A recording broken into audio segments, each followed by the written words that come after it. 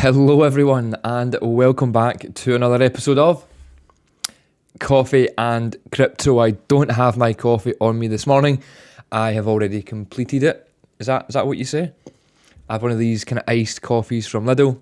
It's completed, it's done, the coffee has hit, and we're ready to crack on with today's video without a coffee in hand, but we will move on anyway. I hope everyone's doing great. Happy Tuesday. I hope you are watching this live, and if you are, I hope you have a coffee in hand ready for today's video. But also, if you don't mind, like today's video, help me run up the likes on this video and get the name spread of Coffee and Crypto to the wider audience of YouTube. Now, of course, as always, I have another juicy episode to get through. Loads of news to cover, especially about Gary Gensler. You may have seen some people over the weekend asking, did Gary Gensler just get fired?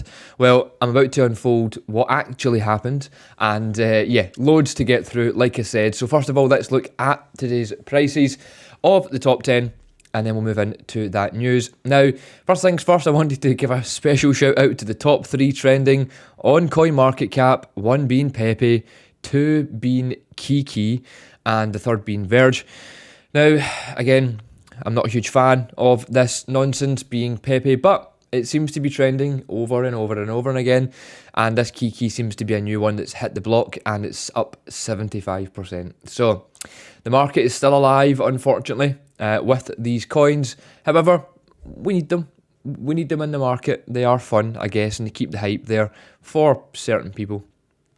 Anyway, what we care about is the top 10. So Bitcoin currently sitting at 30,949.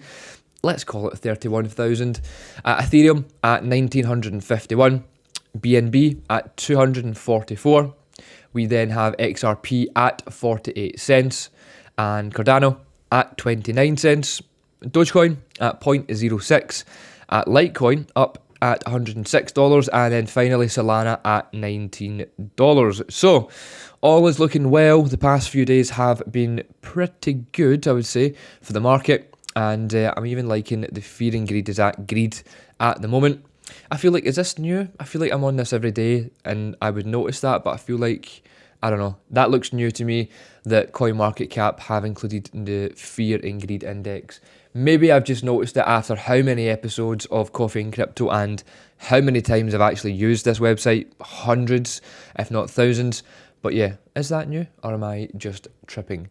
Okay, first things first, let's look at the Gary Gensler news then. So again, AI-generated fake news sparks rumours of Gary Gensler's resignation. So we knew it was fake. We kind of spoke out about that. People were going crazy for it. And obviously he's not going to be fired quite yet. I do believe he will be, but not quite yet. And he's not going to resign either. So there's a lot of things appearing on Twitter then. So a news story appeared on a website dubbed Crypto Alert, claiming that Gensler had submitted his resignation following an internal investigation, citing an anonymous official. However, Cointelegraph found the article's tech score as a 96.8% on a third-party AI detector, 0GPT. I didn't even know that was a thing. Makes a lot of sense though, indicating there's a high likelihood that the vast majority of the text was generated by AI. Makes sense. The website also appears to be very new, with only 17 posts in total. The first was dated in June 22nd, and most of the articles appear to have heavy usage of artificial intelligence, and most articles scoring about 70% with this AI kind of text bot thing. So yeah, I won't go into it too much because it's not actually news. Well, I guess the news is that it was fake news and not actually news, but just to clear up, because I know a lot of people were asking and a lot of people were unsure, it's very clear. You would know. Again, we always say this, show me the charts and I will show you the news, or I'll tell you the news. The chart behaviour would have determined whether that has happened or not, and they would have released it if it was official. They would have released it at a set time in the market, not just randomly on like a Sunday. I think was it Sunday actually? Is there a date here? July 1st. That was Sunday, wasn't it? So or Saturday, whatever it was. They're not going to just announce that randomly without kind of some chart behaviour to play on, and nothing was really happening for them to do that. Plus, it's not going to happen anytime soon. He will probably just get shifted around the SEC. He won't like resign or lose his job completely from the SEC. He'll just move to a different section of the government. So yeah, anyway, look, like I said, it's not massive news, but I wanted just to clear it up for anyone that was unsure still. He is not resigning, and it was all generated by AI. So again, someone is following from the AI news. It happened quite recently as well. I can't remember what it was, but there was other AI stuff that came out and people were freaking out about it regarding the news. Okay, so this one, again, I'm going to just touch on this. A lot of the news today, I'll be honest, there's not a lot of news, first of all, that's worth covering. But this, I wanted just to kind of pretty much just cover the headline here and then go off and give you a little kind of update on it. So it says here, crypto firms won't leave the US despite the apparent hostility. Someone has said, and he's a CEO apparently. So basically what this guy's saying, right, so he's a big kind of CEO of a firm in the US. Again, he's saying here, my opinion's a little contrarian here, but I do think that 5 years down the line, the majority of activity will still be in the US. And definitely I do agree. My kind of point to make on this is, obviously a lot of it is FUD, right? We know that. A lot of it's just fear pumped out. A lot of it is just people reacting to the SEC. And I guess maybe they're trying to kind of play in to the hands of the SEC and the American government a little bit as well. So the fact that there is so much issues going on in the US at the moment, these countries will threaten to leave, take all their money out of the country and move to the likes of the United Arab Emirates or even China. China are also kind of speaking out now and inviting these people, i.e. the crypto companies from America, to open up in China. So I guess it's a big game of chess, in my opinion. And what this guy here, Merkel, has says is, in 5 years' time, most of the transactions and most of the business will still be in America, and it probably will be. But for now, there needs to be a stand on either leaving for a short period or setting up elsewhere. And these big US firms the big crypto firms, based in America know that as well. They have to move forward, in the sense of move country to move forward in business and keep up with the times, keep up with regulation, and continue to make money throughout different market periods. Yes, don't get me wrong, probably next year or the year after, everything will be fine until we see the next bear market and it will all come back around again. So it's all just part parcel with the bull and the bear, the good news, the bad news, the fear, the hype. It's all completely standard stuff.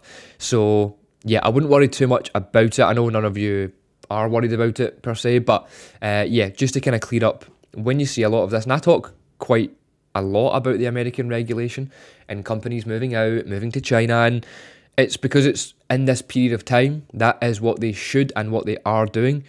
But again, as he says, he believes in 5 years' time, and I do believe so too, that America is such a powerhouse.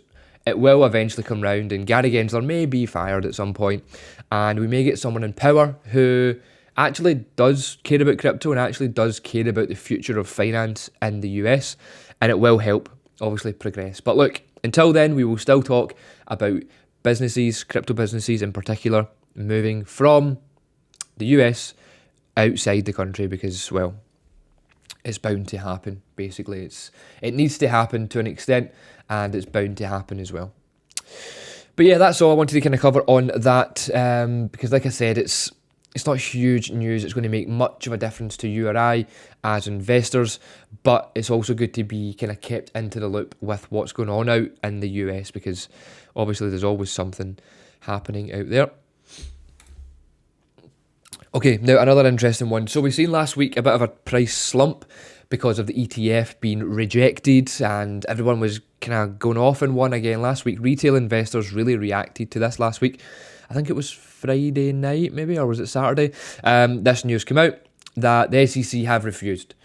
Now, that was the headline, and like most people tend to do, they read the headline and they freak out and instantly sell their crypto or instantly kind of get fear just because of a headline. Like, in the actual breakdown of the article, it clearly stated that there was a few issues that had to be tweaked within the ETF filing, and it was something to do with where they were going to be reporting or where they're going to be getting the Bitcoin from or whatever it was. It was minor stuff, but the news article was the SEC rejects the ETF.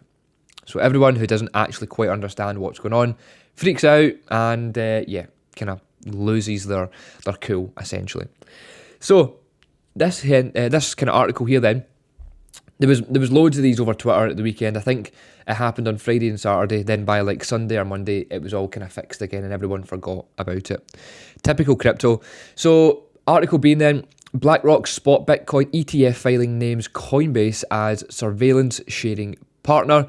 Now, I'll read over this, break it down a little bit more in detail, and then obviously I'll give my kind of piece on it as well. But the most recent filing involving asset manager BlackRock's attempt to launch a spot ETF, including a surveillance sharing agreement with the exchange Coinbase. Now, we kind of already knew this was happening with BlackRock and BlackRock and Coinbase for the ETF. We knew they're all kind of coming together. Now, the SEC, the Nasdaq Stock Exchange, refiled for a proposed rule allowing the listing of BlackRock's ETF. The filing included details of a June 8th agreement between the Nasdaq and Coinbase intended to supplement the exchange's market surveillance program and provide access to data of on-spot Bitcoin trades. Now, the release of the SEC's filing followed ARK Investment Management, now again, you remember, I covered this last week, amending its spot Bitcoin ETF application to include a surveillance sharing agreement with the Chicago Board Options Exchange and an unnamed, for whatever reason, US-based crypto exchange. Some speculated at the time of the agreement this was with Coinbase, which would seemingly put it in conflict with the BlackRock's ETF. So again, you'll remember I covered the ARK ETF stuff last week because people thought that they would be first to market, they would get approved first over anyone else, and now it's coming out that there may have been a bit of a clash because they hadn't actually announced that it was with Coinbase, but then BlackRock was with Coinbase, and it wouldn't make sense because it would need to be with different exchanges. And yeah, basically this has obviously caused, as you've seen in the market and the news, a bit of I wouldn't say it's a mess, but a bit of a confusion with what's actually going on with these ETFs. Now, again, my opinion on the ETFs hasn't changed. I do believe there's a set date and period. Again, I covered this about a week ago, or probably 2 weeks ago now, on Coffee and Crypto, where the SEC can put off the ETF approval by a set amount of days. I can't remember the exact amount of days, but essentially the ETF doesn't have to get approved until like the final day, which falls in around February of 2024. Again, my humble opinion is that they will, between now and then, they will either put it off or they'll do what they've done and reject it and say they need more time to look at it and basically just buy more time. Because bear in mind, this isn't about, they don't want it out as soon as possible. They want to buy their time and release it at a set time in the market based on chart behavior, based on what's going to happen in the future of crypto over the next 12, 18, 24 months. And the Bitcoin halving, which I'm going to cover actually in a few minutes, is obviously a big part in the market. If you do not understand that, I highly suggest you do because it's super, super important. But the point I'm trying to make here is the halving is going to fall in about May-ish, April, May-ish time. Again, it varies on the blocks depending on how far we are and stuff, which again, I'll cover in a sec. But if that falls kind of April, May, the ETF lands and gets approved or declined, whatever it is, the SEC have until about February to really make that decision. That then means that they can release that news. It doesn't have to be February. They can keep the news until March or April. Then they can release the news. It will either pump or dump the market. I would probably think it will dump the market just based on basic buy the rumour, sell the news type of kind of events that we see. So I think we'll run up in price, see a dump in kind of February, March when the ETF news comes out. And then we'll see again, obviously, the uptick after the halving in April or May. So look, that's just my personal opinion on it. I've lived through 6 years of crypto now, seen a lot of buy the rumour, sell the news. I've already been through the Bitcoin halving in 2020 and experienced all the kind of emotions up and down and prices dumping and whatever it may be. So yeah, look, that's just my opinion. I feel like it could play out. If I'm wrong, it doesn't matter too much, to be honest, because as long as the price goes up, that's all we care about. But anyway, yeah, so we are hoping, or I would like to hope that is what plays out so that I can come back to this video. But anyway, that's the ETF stuff. Don't get too tied up in it right now. You'll see a lot of news about it over the next few months. But again, don't get too tied up in it quite yet. Okay, now running through some charts to kind of show you from Twitter. So this guy, I followed him for a long time. I quite like when he posts stuff like this, especially on chain analysis. So this part here, basically what he said is, we're out of the zone of the deep value now. You had a year to accumulate cheap magic internet coins. The market owes you nothing. It's so true. So you might see this on your screen. I don't know how bright it is on your screen if you're watching it on your phone or whatever, but this part here, the green box, is kind of like the deep value zone. So the cheapest that you will get Bitcoin at until potentially the next kind of bear cycle, which will be maybe, 3 years from now, whatever it may be. But as you can see here, then the green marks the deep buy zone, and the red marks kind of the deep sell zone to an extent. But yeah, anyway, Bitcoin has now sort of left that, and this is obviously over the full kind of 10, 11 year period, but Bitcoin has now left that zone, and it has been for quite a while, to be honest, in 2023. But yeah, as he's saying, you've had a year to accumulate. Bitcoin was down at 16k at the start of the year, and it was doing not so much for months before that. You have had your chance to buy cheap Bitcoin. I'm not going to waste any more of my time telling you that, because I bought it, or have been buying it, should I say. I'm happy, I'm set, I'm looking forward to it. I'm only here to spread the news. I'm not here to tell you to buy anything or tell you to invest in anything, but I'm just here to let you know about what's happening, point out the facts, let you consider what you're going to do with those facts and information. And I'm here to help you, obviously, if you want to do that. But yeah, I'm just showing you some proof and some kind of proof in the pudding that if you thought getting at Bitcoin at 16k wasn't good enough for you, then yeah, we're at 30k and you've missed the cheap Bitcoin. Don't get me wrong, 30k is probably still quite a cheap Bitcoin in comparison to 100k Bitcoin that it hopefully will be. But yeah, anyway, look, the point I'm trying to make here is it has lost that deep value zone now. So we're still up at 30k, which isn't kind of too bad in the sense of where it could be in the future. However, you have missed out on buying super cheap Bitcoin. Unfortunately, we have been telling you for years at this point, but some of you just won't listen. You just won't listen to me or anyone in crypto because you know better. I'm not buying Bitcoin at 16k, Bitcoin's over, blah, blah, blah. Well, I'll move on, shall I? You've missed out. Anyway, look, another one. This is also quite a funny kind of chart. Well, it's not a real chart, obviously, right? But this has happened so many times to me in the past. I'm sure it's happened to you many times in the past.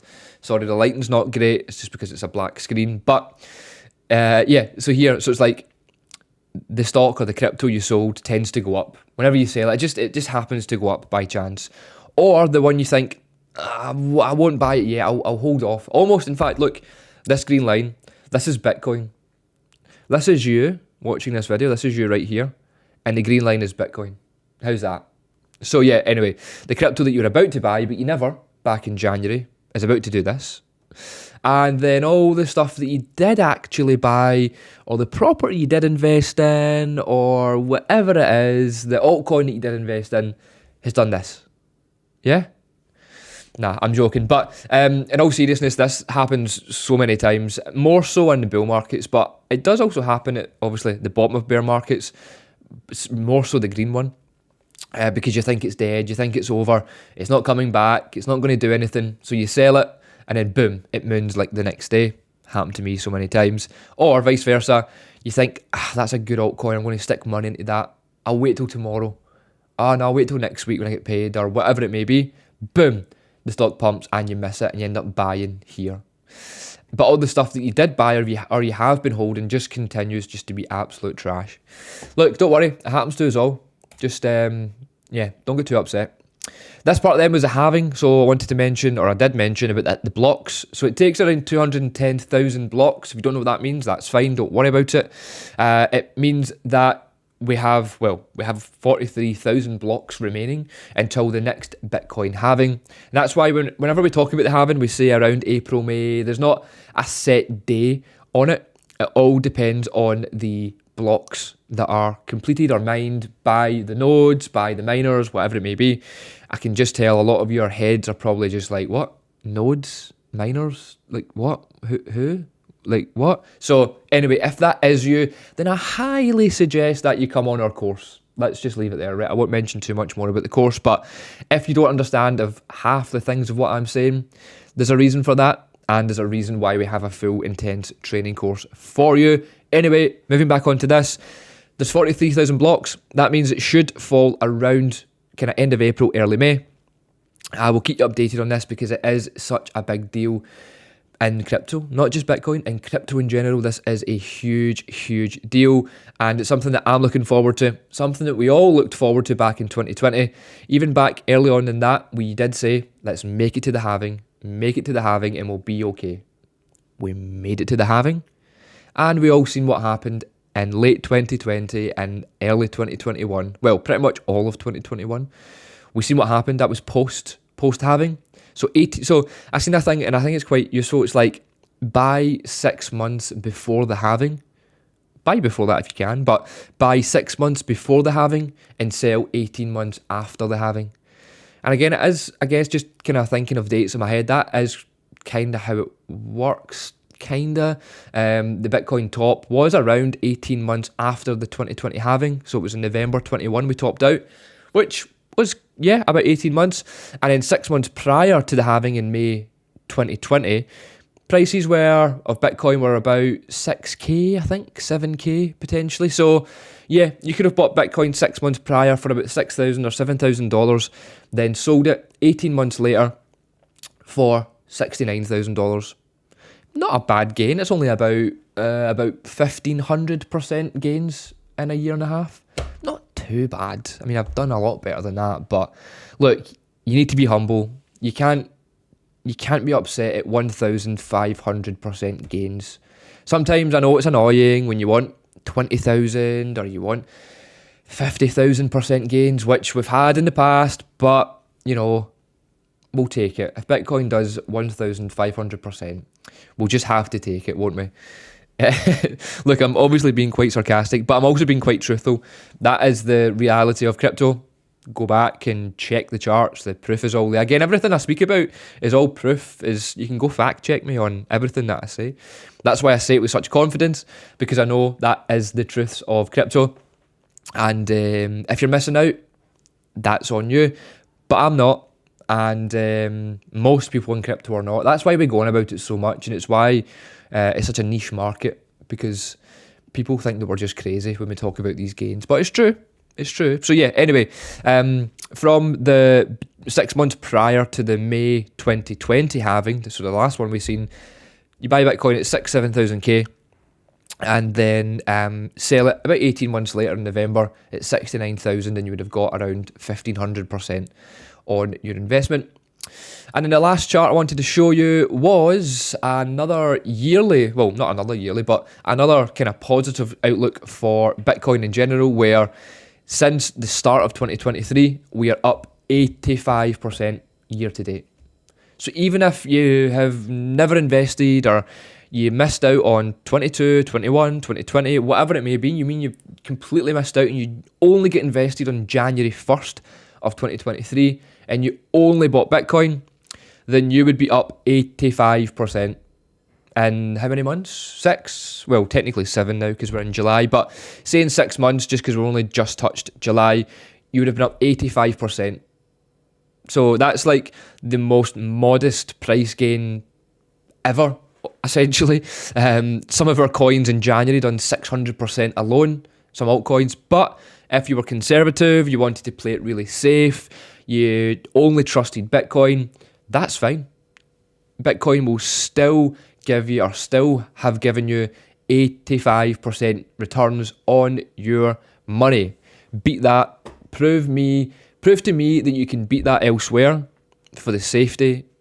And, well, look, it technically would have been higher than that at one point, but let's put on 85%. If you can prove to me that you can get better gains on that, for something on your phone, some internet money that you can just put in January, forget about it, go on about your life for 6 months and come back and have 85%. Show me something that does that, and I will thank you. I was going to say I'll buy you a coffee, but you don't deserve a coffee. I deserve a coffee. Anyway, look, that's enough for me. I'm starting to go off on one, and that's not what today's video was about. I wanted to bring the facts, bring the news, update you on what's going on in the world of crypto, and hopefully I have done that. If you have enjoyed today's video, of course, please drop it a like. If you have just joined, I've seen that the viewers just kind of spiked there. So if you've just joined us, we are just about to finish. I've been live for 25 minutes, so go back to the very start of today's video. Chill out, watch the video, and like I said, like the video, share the video with someone that needs to see it, and of course, subscribe to the channel, and I will see you tomorrow for another episode of Coffee and Crypto. See ya.